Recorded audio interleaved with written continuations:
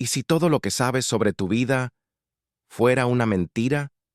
Dos mujeres, un mismo esposo, y una red de conspiración que va mucho más allá de una simple traición.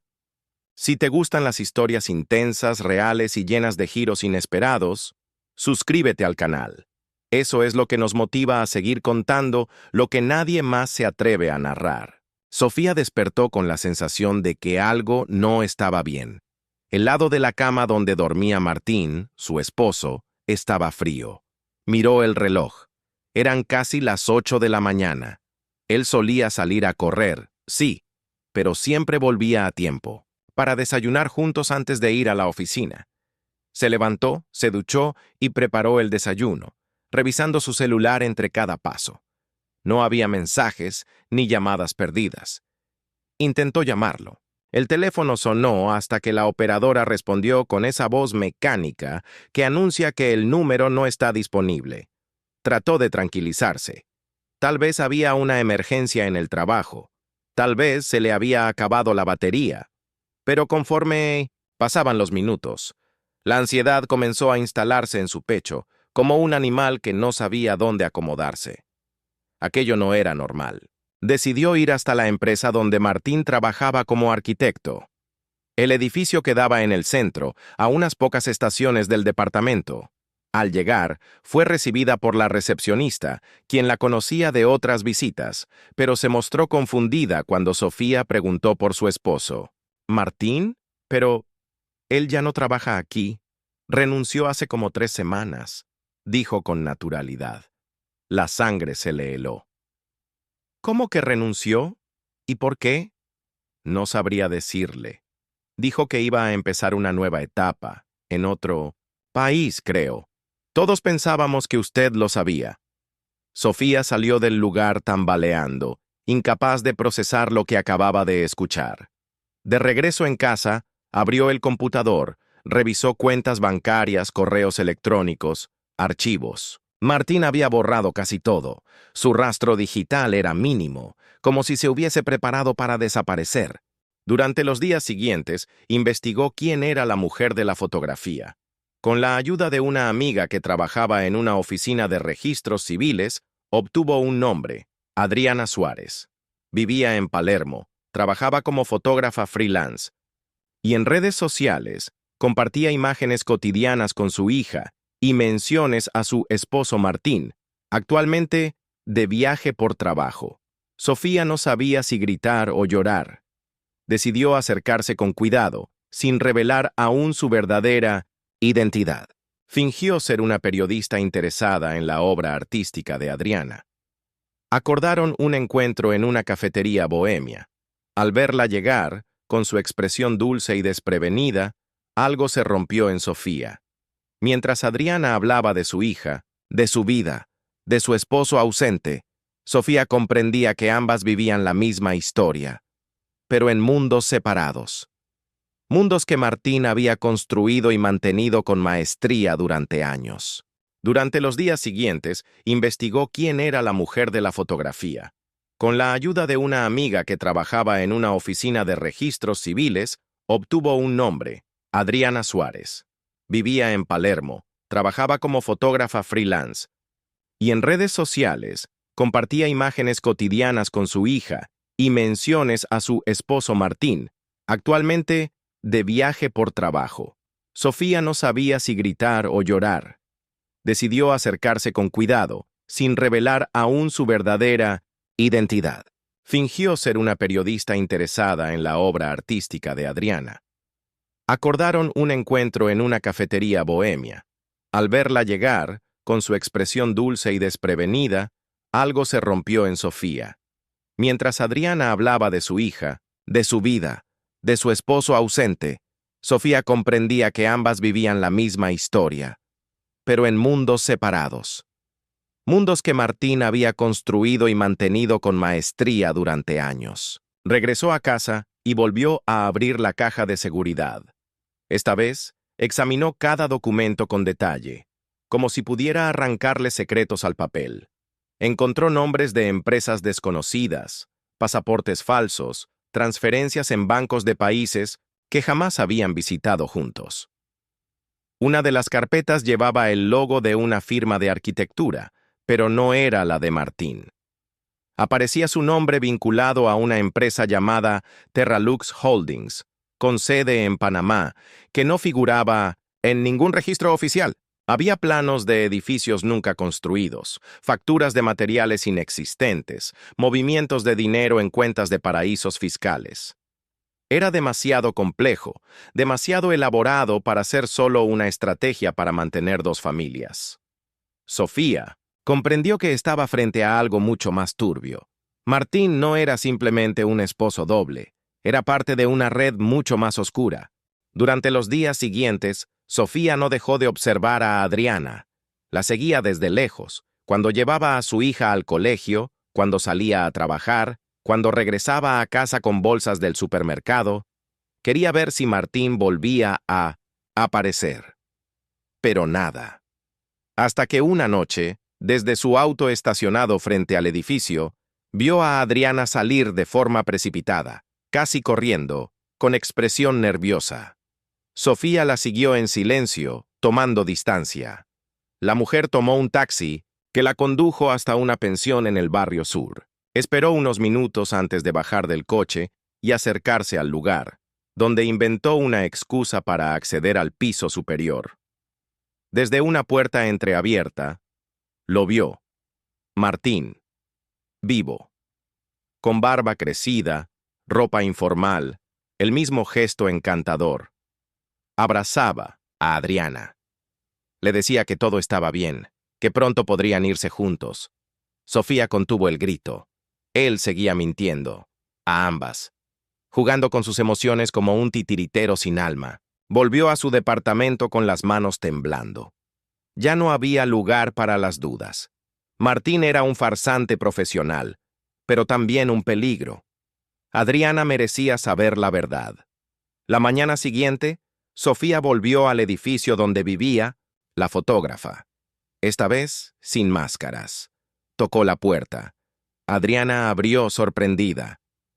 «Necesitamos hablar», dijo Sofía con voz firme. «Es sobre Martín». La otra mujer frunció el ceño, confundida.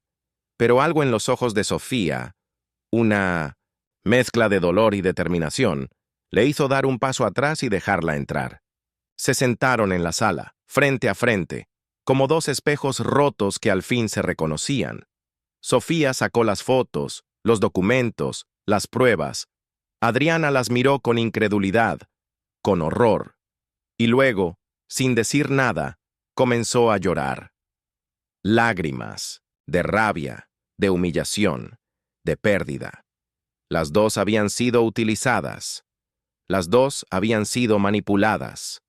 Pero en ese instante entendieron algo más poderoso.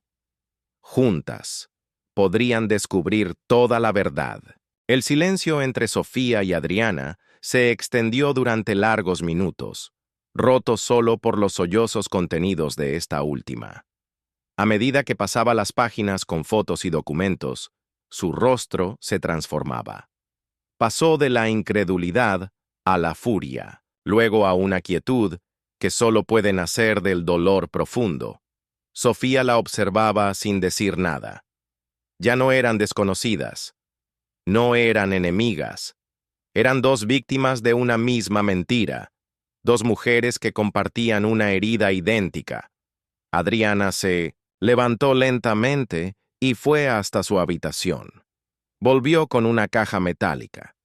La abrió delante de Sofía. Dentro había cartas de Martín, fotos con su hija, pasajes de avión y algo que congeló la sangre de ambas. Una tarjeta bancaria con el nombre de un alias que Sofía también había visto entre los papeles de la caja de seguridad. Él usaba otro nombre conmigo también, dijo Adriana con la voz rota. No es solo un traidor, es otra persona. Ese descubrimiento unió a las dos mujeres más allá del dolor. Comenzaron a intercambiar información, a armar un cronograma paralelo de la vida de Martín, contrastando fechas, lugares, ausencias. Pronto descubrieron que muchas veces, cuando estaba con una, decía estar en otro país con compromisos laborales, pero los registros migratorios eran contradictorios. En algunos casos, ni siquiera aparecía como viajero. Fue Adriana quien encontró la primera pista real sobre sus actividades ocultas. Uno de los mensajes que Martín le había enviado semanas atrás hablaba de una oportunidad final ligada a un proyecto en el sur. Juntas investigaron hasta descubrir que una empresa llamada Terralux había iniciado la construcción de un resort de lujo en Bariloche, pero el proyecto había sido abandonado sin explicación. Sin embargo, informes satelitales mostraban actividad reciente en el lugar. Sofía consiguió contactar a un viejo amigo que trabajaba con tecnología geoespacial.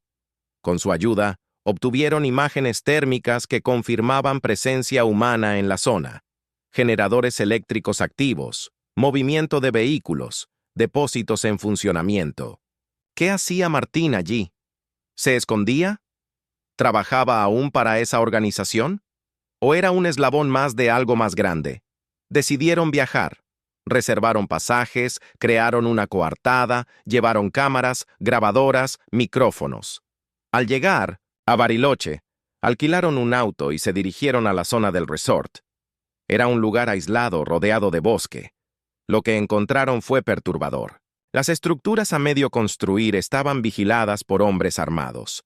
No era un simple refugio, era una base, una instalación privada funcionando al margen de cualquier control estatal. Y Martín, según las imágenes captadas por el dron, estaba allí.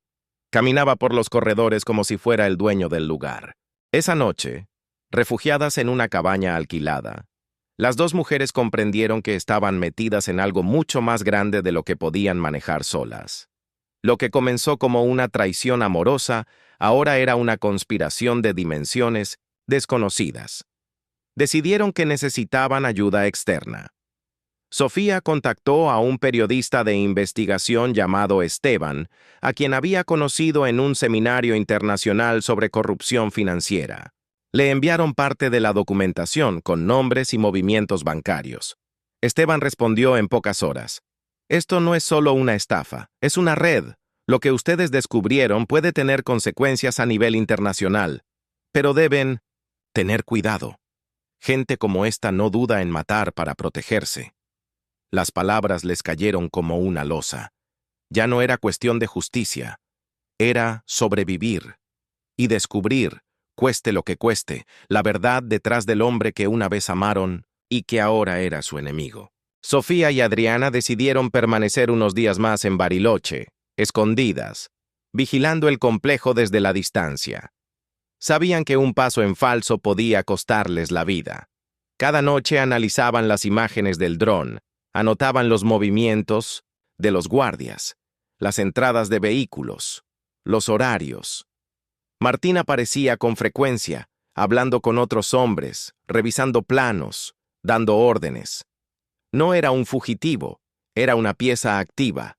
Sofía sentía una mezcla de rabia y asco al verlo moverse con naturalidad en medio de esa maquinaria oculta. Ya no había resquicio de duda. Su esposo no era simplemente un traidor doméstico. Era parte de algo mucho más oscuro. Esteban, desde Buenos Aires, les pedía pruebas más sólidas antes de hacer públicos los datos. Necesitaba grabaciones, nombres, vínculos claros. Las mujeres sabían que eso implicaba acercarse más y arriesgarse aún más. Una noche, decidieron infiltrarse. Aprovecharon la falta de vigilancia en un extremo del complejo para esconder una cámara en la entrada del edificio principal. Adriana fingía tranquilidad, pero sus manos temblaban. Sofía, en cambio, se movía con una precisión casi militar. Había algo dentro de ella que se había endurecido. Ya no era la mujer traicionada, sino una vengadora silenciosa. Captaron conversaciones entre los hombres de seguridad. Mencionaban cargamentos, transferencias en efectivo, una llegada importante que debía manejarse con discreción. Las piezas empezaban a encajar. Terralux no era una empresa de arquitectura, era una fachada para lavar dinero, mover armas, o tal vez personas. La red era internacional y Martín era el enlace, estaban en el centro de una tormenta que involucraba gobiernos, bancos, empresarios y posiblemente fuerzas del orden. Al regresar a la cabaña esa noche, recibieron una alerta de Esteban. Habían rastreado uno de los correos electrónicos usados por Martín y descubrieron que se comunicaba regularmente con una fundación llamada Esperanza Global, con sede en Santiago de Chile. La fachada: ayuda humanitaria. La realidad: triangulación de fondos provenientes de operaciones ilegales. Sofía comprendió entonces que Martín no solo había creado una vida paralela para ocultar una infidelidad. Él había construido identidades completas, relaciones enteras, para proteger secretos. Y ellas, por casualidad o destino, se habían convertido en una amenaza para su estructura. Decidieron volver a Buenos Aires, entregar a Esteban todo el material y desaparecer por un tiempo. El viaje de regreso fue tenso, no hablaron casi nada, solo se miraban sabiendo que la guerra no había hecho más que comenzar. A su llegada, descubrieron que eran observadas. Una camioneta sin placas había estado estacionada frente al edificio de Sofía durante 2 días. Adriana encontró una nota anónima en su buzón: dejen de buscar o habrá consecuencias. El miedo se instaló como un veneno. Se mudaron a una casa prestada por un contacto de Esteban, bajo nombres falsos. Mientras tanto, el periodista comenzó a preparar un dossier con todo lo reunido: documentos, imágenes, registros de voz. Sabía que debía moverse con rapidez. Las mujeres, por su parte, decidieron tender una trampa. Adriana contactó a Martín fingiendo una reconciliación. Le dijo que quería verlo, que extrañaba su voz, que estaba dispuesta a dejar el pasado atrás. Martín, confiado, accedió. Pactaron un encuentro, y mientras él preparaba su mentira, una vez más, ellas preparaban su golpe final, porque ya no eran las mismas, y esta vez no pensaban perdonar. El lugar elegido para el encuentro fue un viejo galpón portuario a las afueras de la ciudad, una estructura oxidada y olvidada entre contenedores y grúas detenidas. Adriana llegó puntual, vestida con sencillez, los nervios contenidos tras una máscara de frialdad calculada. Sofía aguardaba a poca distancia, oculta entre la maleza, con un auricular conectado al micrófono escondido en la chaqueta de Adriana. Habían ensayado cada palabra, cada gesto. Martín apareció 20 minutos después, con una barba descuidada y un aire de hombre derrotado. Pero Sofía lo vio claramente. Era una actuación más. Él no estaba vencido, solo calculando. Al acercarse, la voz que solía enamorar a Adriana volvió a sonar dulce, cercana. Sabía que ibas a entenderme, que no me juzgarías. Adriana, tragándose la náusea, asintió, interpretando su papel. Durante la conversación, Martín empezó a soltar información. Había cometido errores, sí, pero lo había hecho todo por ellas. Decía que estaba en peligro, que gente poderosa quería silenciarlo, que la única forma de sobrevivir era desaparecer juntos. Tengo los medios para protegerte, para llevarte lejos con tu hija. Podemos empezar de nuevo. Adriana preguntó por la niña, por los documentos, por las conexiones con la Fundación Esperanza Global. Martín dudó por un segundo. Luego, sacó un teléfono del bolsillo y mostró una carpeta de archivos cifrados. Esto es lo que todos quieren, y tú podrías ser mi salvación o mi perdición. En ese instante, Sofía hizo una señal. Esteban, desde una camioneta cercana, activó el rastreador. Ya tenían ubicación, voz y pruebas. El siguiente paso era claro: entregarlo. Pero nada salió como esperaban. Martín se percató del dispositivo en la chaqueta de Adriana. Su expresión cambió al instante. Tiró el teléfono al suelo y la empujó con violencia. Sofía salió de su escondite gritando su nombre. Martín. Corrió, intentando escapar entre los contenedores. Sofía fue tras él. La persecución duró minutos eternos hasta que una patrulla de seguridad privada, alertada por Esteban, lo interceptó. Lo redujeron en el suelo mientras gritaba que todo era una trampa, que él era el único que podía evitar que el sistema colapsara, que las mujeres no sabían lo que habían desatado. Sofía lo miró a los ojos, jadeante, con el rostro cubierto de sudor y tierra. «Tú ya no controlas nada», le dijo. Y en ese momento lo supo. La red que él había ayudado a sostener comenzaba a desmoronarse. Martín fue llevado bajo custodia. Las primeras horas de interrogatorio revelaron conexiones profundas con empresarios, políticos y diplomáticos de alto nivel. Adriana, aún temblando, recibió una videollamada desde un número cifrado. Era su hija, sana y segura, bajo la custodia de una mujer desconocida que, según explicó, había recibido instrucciones de protegerla en caso de emergencia. La red era más compleja de lo que imaginaban, pero también más frágil. Una grieta bastó para que empezara a romperse. Esteban preparaba la primera gran publicación internacional con todo el material filtrado por Sofía y Adriana. El mundo estaba a punto de enterarse, pero con la verdad venían los enemigos, y ambas sabían que el precio de exponer a hombres tan poderosos aún estaba por cobrar. Lo que comenzó con una traición, ahora era una guerra. Adriana intentaba recomponer su rutina con su hija, aunque nada volvía a ser como antes. Dormía con una maleta lista por si debía huir, y su celular estaba permanentemente en modo avión. Sofía, por su parte, se había transformado. Ya no temía. Quería justicia, pero también respuestas más profundas. Aún le dolía la fotografía que Berríos, uno de los líderes de la red, le había mostrado antes de su arresto. Ella, de niña, junto a un hombre que no era su padre. ¿Martín la conocía desde entonces? ¿Fue elegida para formar parte de este juego desde pequeña? Su vida entera comenzaba a parecerle una construcción artificial. Decidió investigar su propio pasado. Viajó sola a su ciudad natal. Revisó archivos, registros hospitalarios, notas periodísticas antiguas. En el accidente donde murieron sus padres, muchas cosas no cuadraban.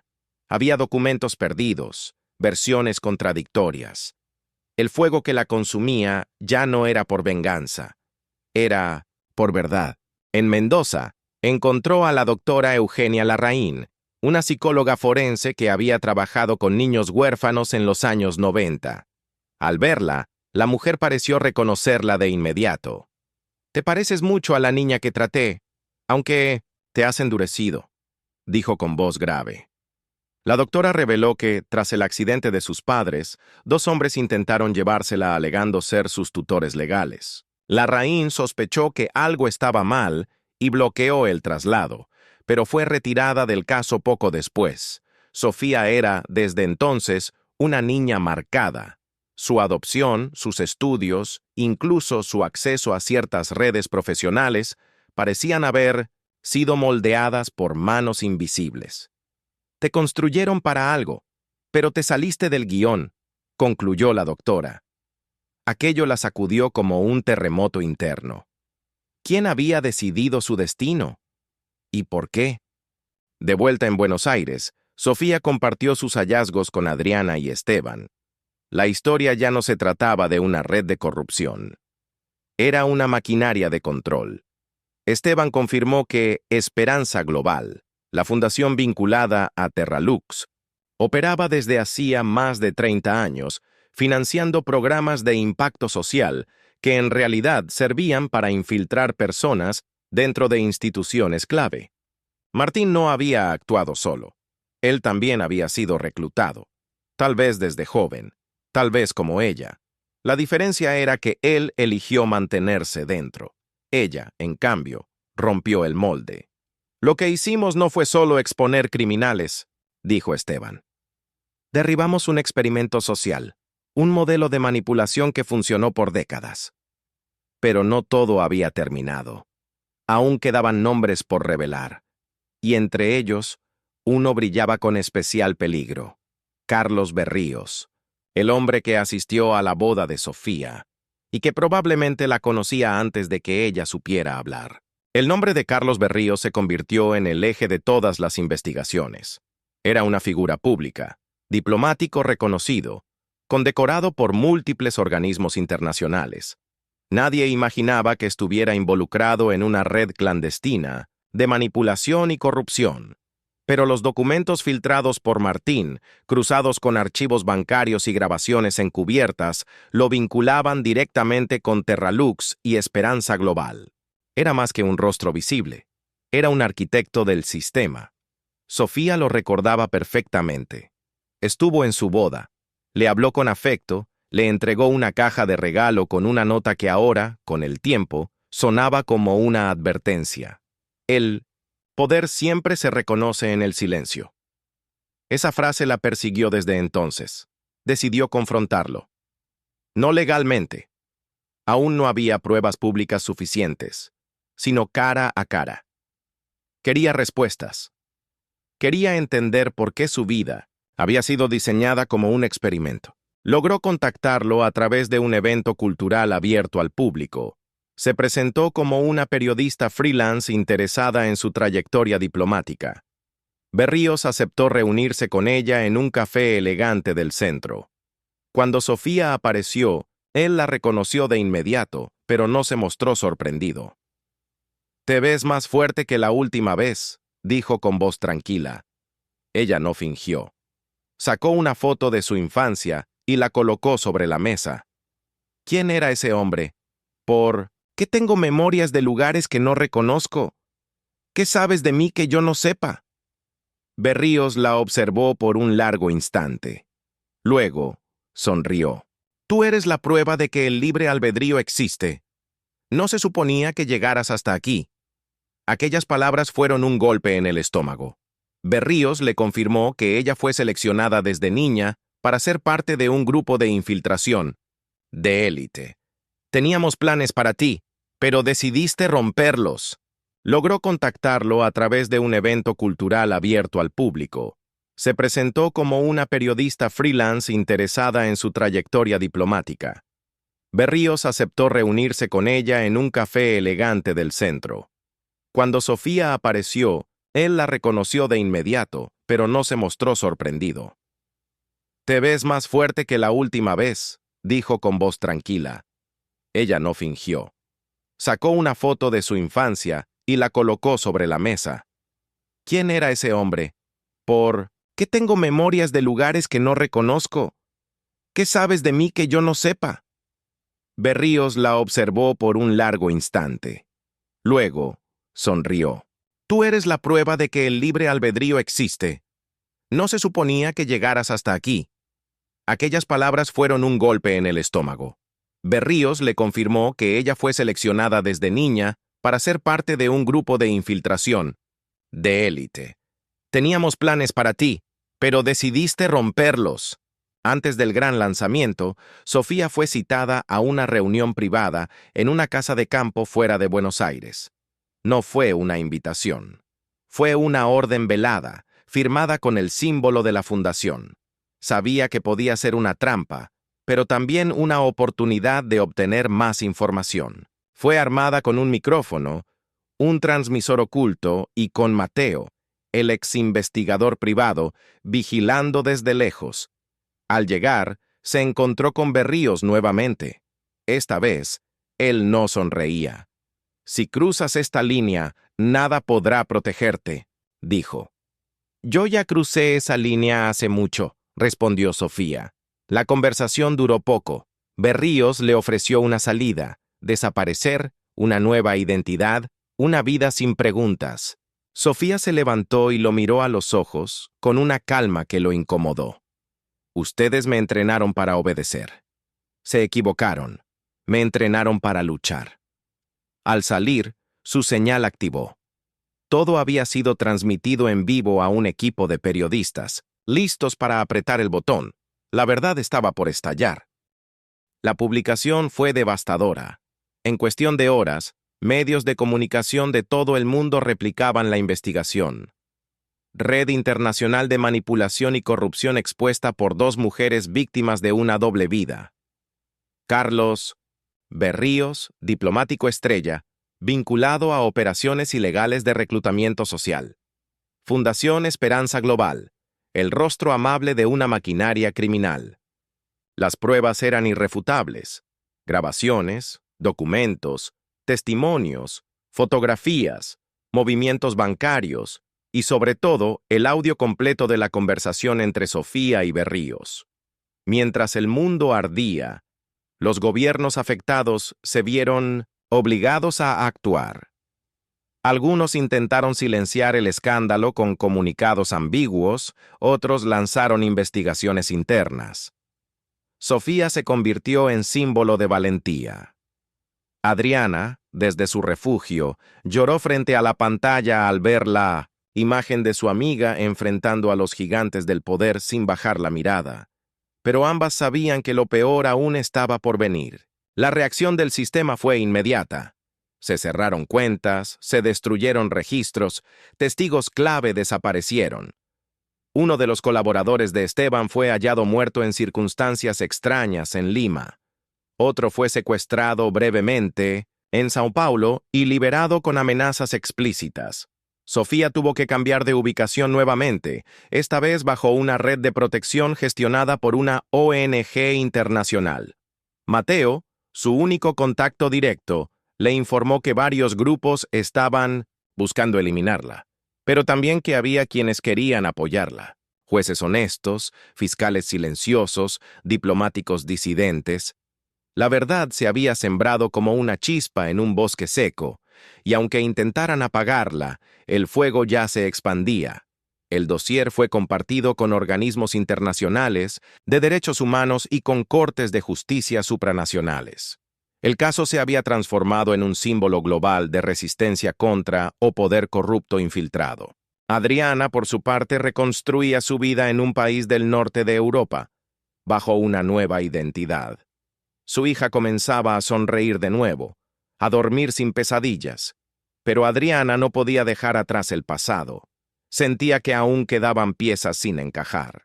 En una videollamada cifrada con Sofía, le confesó que recordaba un nombre que Martín solía repetir mientras dormía: Proyecto Lirio. Aquello no aparecía en los documentos. Sofía, intrigada, comenzó a investigar. Descubrió que en los años 90, un programa experimental financiado por organismos privados, en alianza con agencias estatales, había intentado crear una generación de líderes con perfiles psicológicos manipulables. Usaban tragedias familiares, traumas de infancia y falsas tutorías para moldear niños huérfanos en figuras de control. El nombre del proyecto: Flor de Lirio. Las conexiones eran evidentes. Sofía y Martín no fueron casualidad, fueron parte de un experimento. Con esa revelación, Sofía entendió que su historia personal era más profunda que cualquier red criminal. Era una historia de identidad robada, de destino manipulado, de libertad conquistada a pulso. Decidió escribir un libro, no como una memoria personal, sino como una advertencia global. Esteban le propuso presentarlo en universidades, foros internacionales, espacios donde su voz pudiera inspirar resistencia. Pero antes, debía cerrar un último capítulo. Carlos Berríos había desaparecido tras la publicación. Algunos decían que había huido a África, otros que vivía escondido en el sur de Asia. Sin embargo, un informante anónimo aseguró haberlo visto en Uruguay, bajo el nombre falso de Héctor Ramos. Sofía no lo dudó. Organizó un viaje secreto, sola, sin avisar a nadie. No buscaba venganza. Quería mirarlo a los ojos una vez más y decirle que había fallado, que su experimento no solo se rompió, sino que se volvió contra él. Tras la caída de Berríos, Sofía pensó que finalmente habría paz. Pero el eco de la red seguía vivo. Testimonios de otras víctimas comenzaron a llegar. Algunas hablaban de recuerdos fragmentados, otras de vidas moldeadas en secreto. Lab, Fundación Esperanza Global, era apenas una cabeza de la hidra. En los archivos apareció un nombre clave: Elena Argüello, pedagoga carismática y figura pública que había estado siempre cerca de Sofía, incluso como aliada. Sofía descubrió que Elena operaba ahora bajo otra organización, Red Raíz, con sede en Colombia.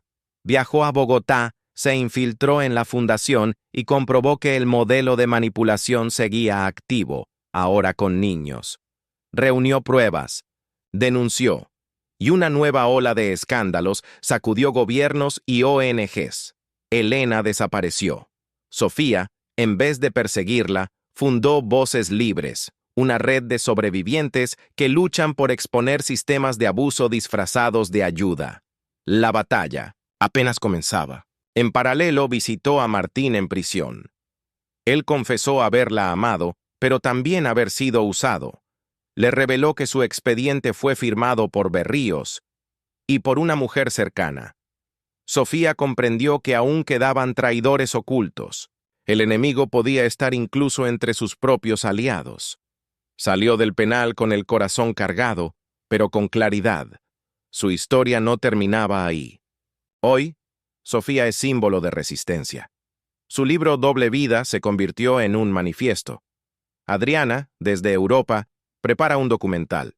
La red mutó, pero ahora ellas también. Ya no son piezas manipuladas, son fuerza colectiva. Y mientras exista una mentira disfrazada de verdad, habrá una voz dispuesta a desenmascararla. La verdad no siempre llega de golpe. A veces se revela en silencio, con cada paso, con cada herida. Sofía no solo descubrió una red, descubrió quién era realmente. Y esa, quizás, fue la victoria más grande. Gracias por acompañarnos hasta el final de esta historia. Si te impactó tanto como a nosotros contarla, déjanos tu like y compártela con alguien que también necesite escucharla. Y no olvides suscribirte al canal. Tu apoyo es lo que nos motiva a seguir revelando historias que merecen ser contadas.